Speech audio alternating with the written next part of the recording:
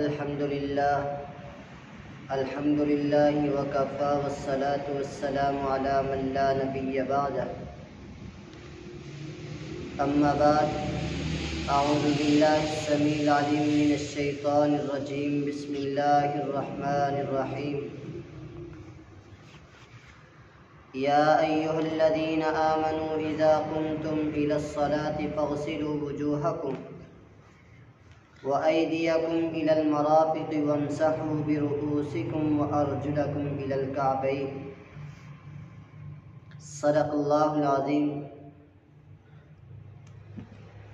سامعین محترم، جس طرح کہ آپ اس بات سے بخوبی واقف ہیں کہ ہمارا اس سے پہلے والا درس وضو کے متعلق تھا،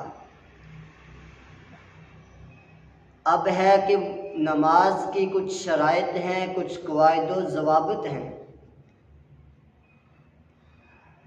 اس دنیا کے اندر کوئی ادارہ دیکھ لیجئے، کوئی ایسا ادارہ جس کے اندر کچھ لوگ جمع ہوں، اگر سکول ہے تو اس کے اندر طالب علم موجود ہیں، اس کی کچھ شرائط ہیں، قواعد و ضوابط ہیں۔ اگر کوئی ان کو فالو نہیں کرے گا تو وہ اسکول سے خارج کر دیا جائے گا۔ اسی طرح دینی مدارس کو دیکھ لیا جائے تو دینی مدارس کے اندر بھی کچھ شرائط، کچھ قواعد و ضوابط رکھے جاتے ہیں، اور اسی طرح فیکٹریاں لگا لے، جو بھی ادارہ لگا لے، کچھ شرائط، قواعد و ضوابط ہوتے ہیں۔ اگر ان کے مطابق کام نہیں کیا جائے گا تو وہ کام رد کیا جائے گا، وہ کام قابل قبول نہیں ہو سکتا۔ کیونکہ اس ادارے نے جو شرائط رکھی ہیں، قواعد و ضوابط رکھے ہیں، وہ کام ان کے مطابق نہیں۔ تو میرے بھائیوں، اللہ کے محبوب پیغمبر علیہ السلام نے نماز کی کچھ شرائط رکھی ہیں کہ جب ہم نے نماز پڑھنی ہے تو ان شرائط کو ہم نے اپنے سامنے رکھنا ہے۔ کیا شرائط ہے؟ نمبر 1، جب ہم نے نماز پڑھنی ہے تو ہمارا بدن پاک ہونا چاہیے، ہمارا بدن بالکل صاف ہونا چاہیے، ہم ناپاک نہ ہوں بلکہ پاک ہوں۔ جب ہم پاک ہوں گے تو ہماری نماز بھی ہوگی، اور اگر ہم ناپاک ہوئے تو کیا ہماری نماز ہو جائے گی؟ نہیں ہو سکتی۔ کیونکہ جو محبوب پیغمبر علیہ السلام نے جو شرط رکھی ہے وہ نماز اس شرط کے مطابق نہیں ہے۔ ایک شرط اس کے اندر نہیں ہے تو وہ نماز نہیں ہے۔ اور اسی طرح اگر بدن پاک ہے تو پھر اس کے بعد وضو ہونا بالکل شرط ہے۔ ایک شرط وضو بھی ہے، اگر نماز کے لیے وضو نہیں تو نماز نہیں۔ اگر میں نے بغیر وضو کے نماز پڑھ لی تو یقین مانیے میری نماز بھی ضائع، جو میں نے ٹائم دیا وہ بھی ضائع۔ نماز کسی کام کی نہیں، نماز جس طرح میں نے ادا کی ہی نہیں۔ میں نے جو 10-15 منٹ دیے بالکل بیکار دیے، فضول دیے۔ کیونکہ میرا وضو نہیں۔ اور اس کے بعد ایک شرط یہ ہے کہ جس جگہ ہم نے نماز پڑھنی ہے آیا کہ وہ جگہ بھی پاک ہے، صاف ہے یا نہیں۔ جگہ کا پاک ہونا، صاف ہونا، یہ بھی نماز کے لیے ایک شرط ہے۔ نماز اتنی سستی تو نہیں، نماز اتنی کوئی عام تو نہیں کہ ہم جو ہے کوڑے کرکٹ والی جگہ پہ جا کر ادا کر دیں۔ میرے بھائی، نماز اتنی سستی نہیں، اتنی عام بات نہیں نماز کے جو ہے نا نماز کو جس جگہ چاہو ادا کر لو۔ ہاں، اللہ نے ہمارے لیے پوری دنیا کو، پوری زمین کو ہمارے لیے مسجد بنایا ہے، لیکن اس کے اندر ہم نے یہ شرطیں ضرور دیکھنی ہے کہ آیا وہ جگہ پاک ہے یا نہیں۔ ہم کوڑے کرکٹ والی جگہ پہ نماز نہیں پڑھ سکتے،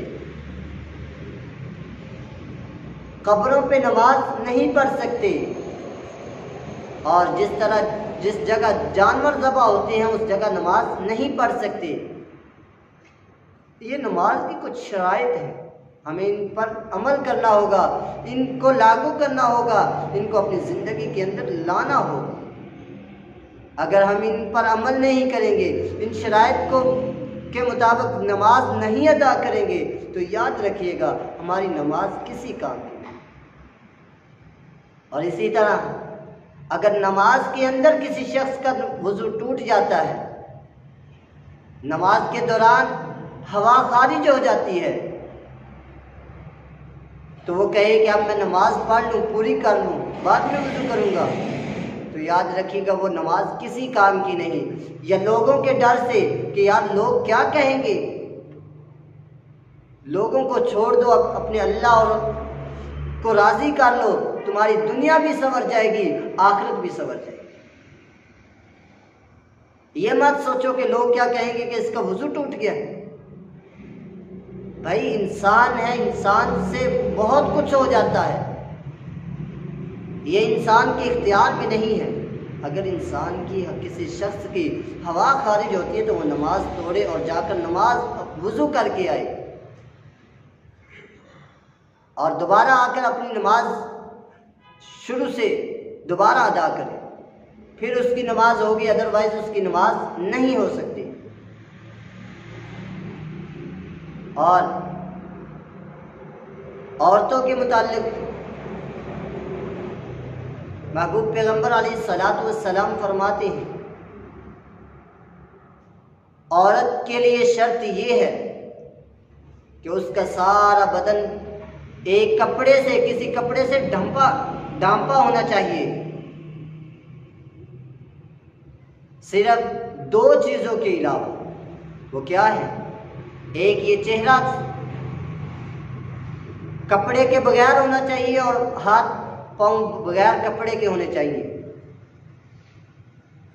ہاتھ کپڑے کے بغیر ہونے چاہیے اور چہرہ کپڑے کے بغیر ہونا چاہیے۔ اگر کسی عورت کا بدن ننگا ہے، بدن کے اوپر کپڑا نہیں، تو یاد رکھیے اس کی نماز نہیں ہے۔ محبوب پیغمبر علیہ الصلوۃ والسلام نے فرمایا کہ تم میں سے کوئی ایک ایسا نہ ہو کہ جو نماز تو پڑھے، ایسے کپڑے کے اندر پڑھے کہ اس کے کندھے پر کپڑا بھی نہ ہو۔ میرے بھائیوں، آج دنیا کے اندر دیکھ لیجئے، بازاروں کی زینت بنی ہوئی ہیں تو عورتیں بنی ہوئی ہیں۔ اللہ نے اپنے سامنے کھڑے ہونے سے بھی بتایا ہے، کھڑا ہونے کے لیے بھی شرط رکھی ہے کہ میرے سامنے بھی کھڑا ہونا تو جسم کو ڈھانپ کر، جسم کے اوپر کپڑا ہونا چاہیے، اپنا سطر ڈھانپ لینا چاہیے۔ اور آج ہماری عورتیں بازاروں کی زینت ہیں۔ میرے بھائیوں، اگر ہم ان شرائط پر عمل کریں گے، شرائط کے مطابق نماز ادا کریں گے، تو ہماری نماز قابل قبول ہوگی۔ اگر ہم نماز کو ان شرائط کے مطابق نہیں ادا کریں گے تو یاد رکھیے ہماری نماز کوئی قابل قبول نہیں۔ اللہ رب العزت سے دعا ہے کہ اللہ ہمیں ان شرائط کے مطابق نماز پڑھنے کی توفیق عطا فرمائے۔ وآخر دعوانا الحمدللہ رب العالمین۔